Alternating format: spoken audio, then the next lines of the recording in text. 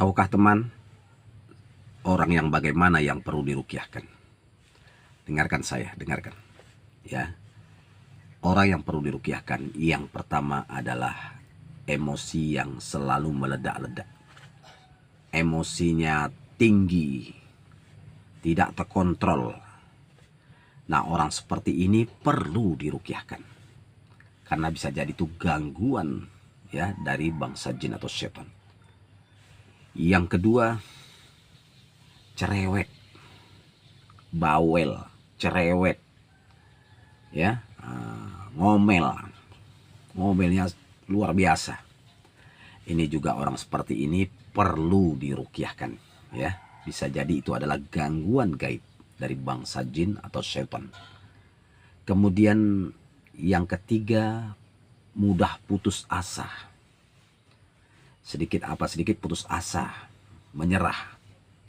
Bahkan ada yang sampai tingkat mau bunuh diri.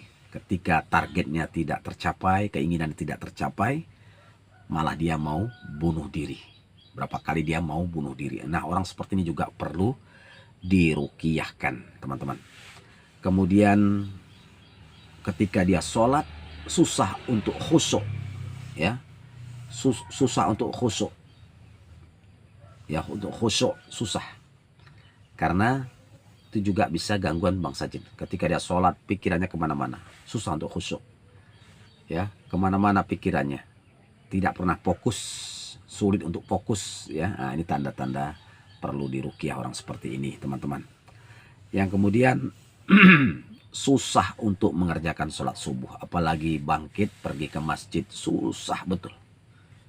Jadi orang-orang yang susah sholat subuh itu perlu diruqyahkan, ya. Kemudian malas menghadiri majelis taklim, tidak ada ghairah, tidak ada semangat, tidak bergairah, ya, tidak ada semangat. Nah, ketika menghadiri majelis taklim seperti putur, malas, ya. Nah, orang seperti ini juga perlu diruqyahkan. Kalau sekiranya rajin dia hadir di majelis taklim, mendengarkan ceramah, tapi selalu ngantuk. Ustadznya baru habis ngucap salam, baru mukadimah, dia sudah ngantuk. Selalu seperti itu. Ketika ada ceramah, dia ngantuk. Dia rajin hadir, datang, tapi dia selalu ngantuk mendengarkan ceramah. Tidak pernah fokus, tidak pernah serius.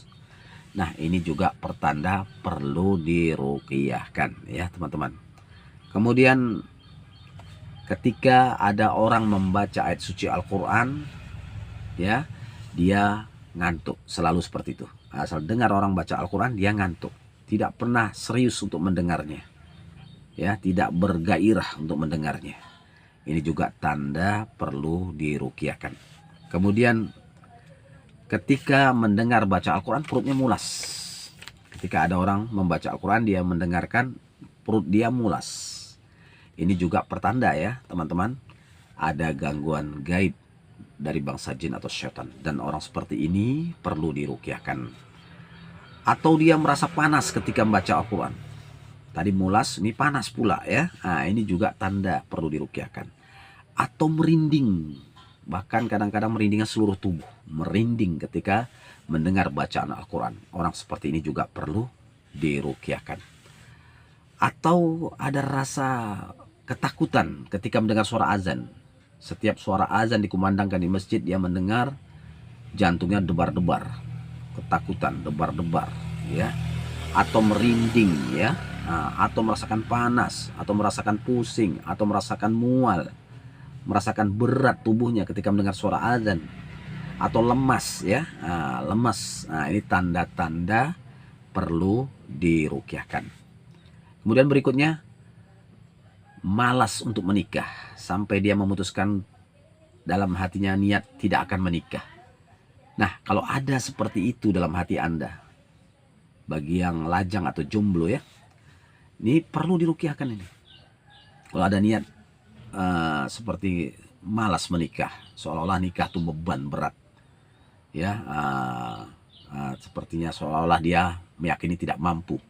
Nah, ini juga termasuk gangguan daripada setan, ya, perlu diruqyahkan.